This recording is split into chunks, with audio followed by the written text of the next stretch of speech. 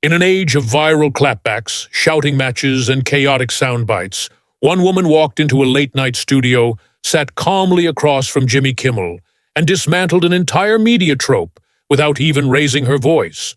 Her name? Jasmine Crockett. The moment? Electric. The method? Precision over performance.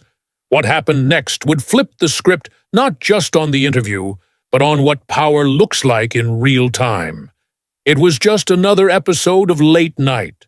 The lights were warm, the audience prepped the cards, stacked with predictable punchlines.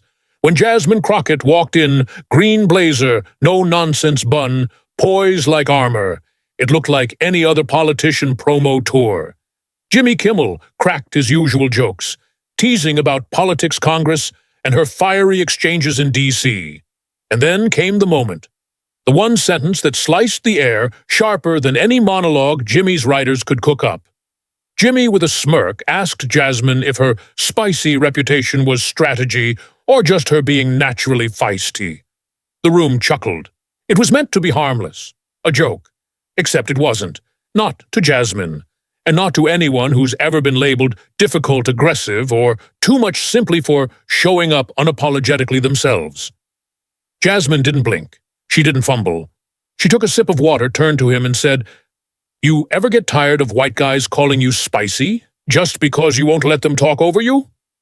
Silence. Not awkward silence. Not performative. The real kind, the silence that rearranges a room. You could feel it instantly. The audience, trained to laugh on cue, stopped mid-breath. Jimmy blinked. His grin faltered. The house band, always ready to strike up background riffs, went quiet. In less than a sentence, Jasmine had transformed a comedy segment into a national moment of reckoning. Kimmel stammered. "Okay, I walked into that one," he tried. "No," Jasmine said, "you ran." This wasn't a takedown. It was a masterclass in grace under fire.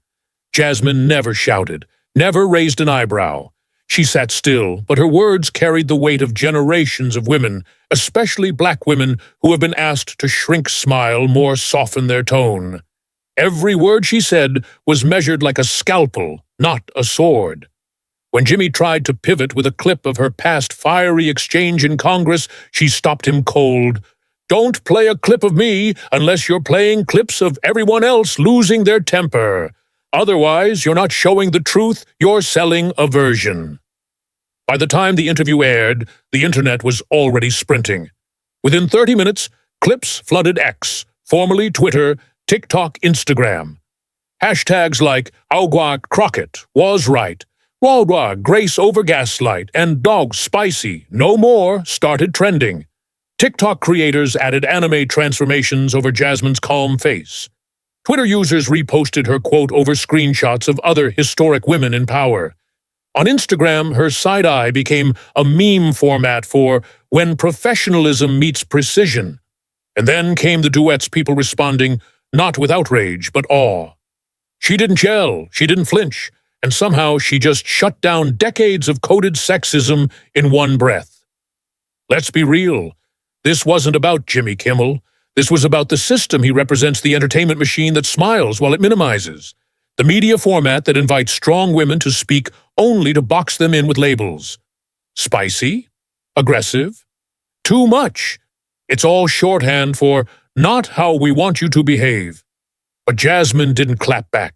She didn't explode. She clarified with poise and enough steel to echo in every newsroom the next morning. What made it cut even deeper was the intersectional truth. A black woman being asked to be palatable for white comfort. Crockett didn't just reject the framing, she rewrote it. "Maybe that's not my problem. Maybe that's yours." Boom. That line wasn't just a clapback. It was liberation. To every black woman who's been labeled difficult for being direct. To every female candidate told she's unelectable because she's too bold. To every daughter told to tone it down. This was for them. Jimmy Kimmel's team issued a soft statement. It wasn't an apology, more like a respectful nod. He values tough conversations, late-night writers noticed. You could see the shift in tone in episodes that followed. Guests weren't introduced with labels. Jokes were a touch more self-aware. And other hosts? suddenly much more careful when women sat across from them. Even conservative pundits had to tread lightly. They couldn't paint Jasmine as loud or irrational because she wasn't. She was ice-cold and perfectly logical. The usual attack narrative didn't work, and that's what shook them the most. She didn't milk the moment, didn't tweet a mic emoji, no Instagram selfies with number boom. When asked for comment, she said, "I already said what I needed to say." A sentence that hit harder than most monologues, because in a world addicted to oversharing, Crockett chose intentional brevity. Days later, Crockett returned to the studio for a separate initiative. She ran into Jimmy in the hallway. No cameras, no audience. He admitted it. "I got too comfortable, forgot that funny doesn't excuse careless." She didn't gloat, just replied, "Then don't be." That's it. That's leadership. This wasn't a viral moment, it was a cultural recalibration. Crockett reminded us that power doesn't always come from volume. Sometimes it comes from presence, from knowing who you are and refusing to be reduced to a caricature. And most importantly, she proved this. You don't have to perform rage to deliver truth. You just have to be ready when someone tries to shrink you to respond with clarity, calm, and one sentence that redefines the room. And that's what Jasmine Crockett did. If you want more stories where intelligence, calm, and class shake systems hit, that subscribe button. Because not all revolutions are loud. Some wear green blazers and sip water before setting the room on fire. Mike, still, dropped.